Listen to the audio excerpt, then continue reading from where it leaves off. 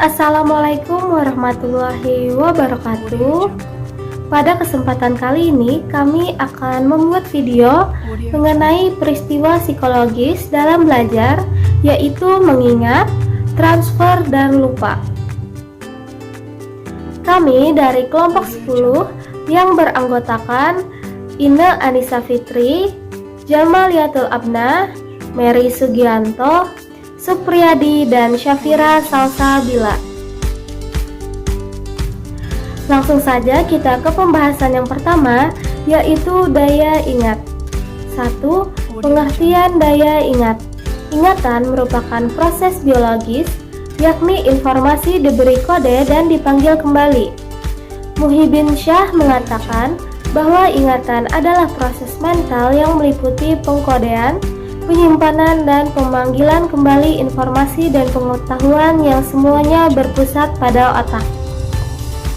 Ingatan merupakan suatu aktivitas di mana manusia menyadari bahwa pengetahuan yang didapatkan berasal dari pengalaman yang dilakukan dari masa lampaunya.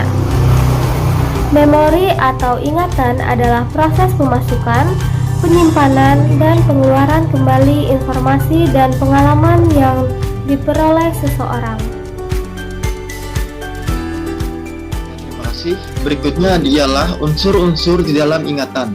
Di bawah ini akan diuraikan satu persatu unsur-unsur di dalam fungsi-fungsi ingatan yang meliputi mencamkan, menyimpan, serta mereproduksi.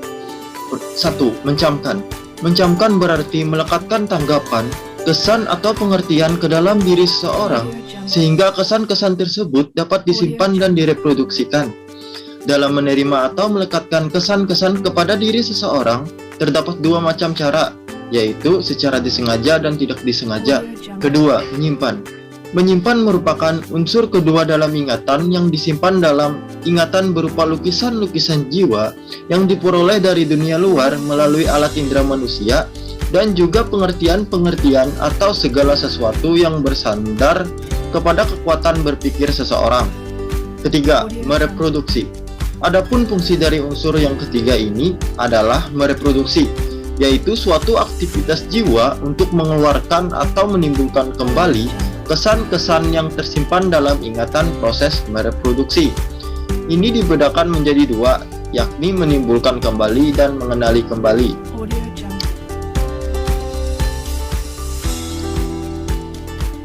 Selanjutnya jenis-jenis daya ingat. Ada ingatan jangka pendek dan ingatan jangka panjang. Dalam ingatan jangka pendek, pesan informasi yang diterima hanya sederhana dan singkat sehingga tidak memerlukan waktu yang lama untuk mengingatnya. Ingatan jangka panjang merupakan wilayah penyimpanan permanen bagi memori kita. Di dalam memori ini, kita dapat menyimpan kata, informasi, ide, fakta, dan prosedur yang secara bersama membentuk ilmu pengetahuan. Kapasitas penyimpanan dalam memori ini hampir tak terbatas. B. Faktor yang mempengaruhi daya ingat. Adapun faktor yang menyebabkan ingatan seseorang dapat berubah, melemah, bahkan menghilang antara lain. Pertama, sifat yang dimiliki seseorang. Kedua, keadaan di luar jiwa seseorang atau lingkungan. Ketiga, keadaan jiwa, kemauan, perasaan, dan sebagainya. Keempat, usia. Semakin bertambahnya usia seseorang, maka ingatannya akan semakin berkurang. Itu saja, terima kasih. Ma'mun Hairani menguraikan faktor penyebab lemahnya daya ingat individu antara lain sebagai berikut. Yang pertama, kurangnya waktu tidur. Adanya hubungan langsung antara kekurangan waktu tidur, insomnia, dan melemahnya daya ingat. Yang kedua, depresi.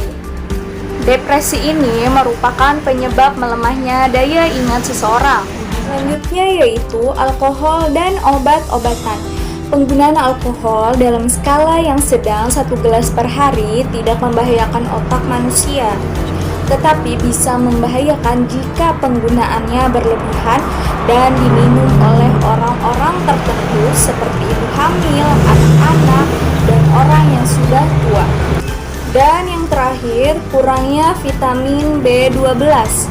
Vitamin B12 dibutuhkan bagi otak agar dapat berfungsi secara maksimal. Vitamin B12 ini dapat ditemukan pada jenis makanan seperti ikan, telur, daging, unggas, dan produk olahan susu. Selanjutnya yaitu permasalahan ingatan yang dialami oleh peserta didik. Yang pertama, memori jangka panjang. Yang A, kemampuan yang tidak terbatas. Yang B, beberapa pendapat menyatakan memori ini memiliki kemampuan penyimpanan yang permanen. Dan yang C, menyimpan informasi dengan teratur dan berdasarkan sistem indeks. Yang kedua yaitu memori jangka pendek. Yang A, kemampuan terbatas. Yang B, kemampuan menyimpan item-item untuk waktu yang singkat hingga 30 detik tanpa pengulangan. Yang C, melibatkan pemrosesan informasi yang dilakukan pada tataran konskios. Yang ketiga, ada register sensorik. Yang A, kemampuan yang besar. Yang B, memuat informasi sensorik. Yang C, ingatan sangat singkat mengenai gambar.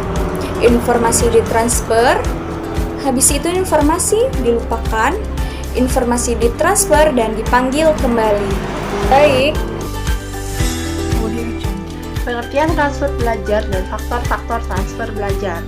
Menurut L.D. Crow and A. Crow, dalam Surya Brata tahun 2004, transfer belajar adalah pemindahan-pemindahan kebiasaan berpikir, perasaan, atau pekerjaan, ilmu pengetahuan atau keterampilan, dari suatu keadaan ke keadaan yang lain. Pengetahuan dan keterampilan peserta didik sebagai hasil belajar pada masa lalu seringkali mempengaruhi proses belajar yang sedang dialaminya sekarang. Transfer dalam proses pembelajaran yang biasa disebut dengan transfer belajar atau transfer of learning itu mengandung arti pemindahan keterampilan hasil belajar dari suatu situasi ke situasi berikutnya, menurut Santrock tahun 2008. Tingkatan kemampuan-kemampuan menerima informasi atau transfer dalam belajar secara umum dipengaruhi beberapa faktor. Adapun faktor-faktor penyebab transfer dalam belajar dan pembelajaran dapat dilihat pada hal berikut. 1. Inteligensi, yang kedua dalam sikap, yang ketiga pada materi pelajaran, dan keempat pada sistem penyampaian.